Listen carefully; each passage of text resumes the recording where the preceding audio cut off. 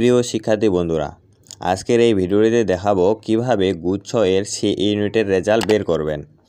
এর জন্য আপনার হাতে থাকা মোবাইল ফোনের যে কোনো একটি ব্রাউজার ওপেন করবেন। আমি ক্রোম ব্রাউজার ওপেন করলাম। এবার সার্চ বারে লিখবেন জিএসটি এডমিশন,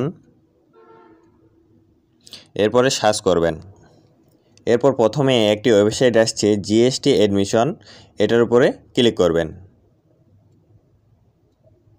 তারপর একটু নিচের দিকে আসবেন,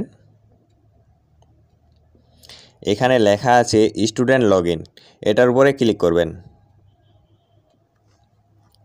তারপর নিচে লেখা আছে অ্যাপ্লিক্যান্ট আইডি, এখানে আপনার আইডিটা বসাবেন। তারপর নিচে দেওয়া আছে পাসওয়ার্ড, এখানে আপনার পাসওয়ার্ডটি বসাবেন। পাসওয়ার্ড দেওয়ার পরে নিচে লগইনে ক্লিক করবেন। এখনও যেহেতু রেজাল্ট প্রকাশিত হয়নি, তাই আমি রেজাল্টটি দেখাতে পারছি না। রেজাল্ট প্রকাশিত হওয়ার সাথে সাথে আপনারা এখান থেকে রেজাল্ট বের করতে পারবেন।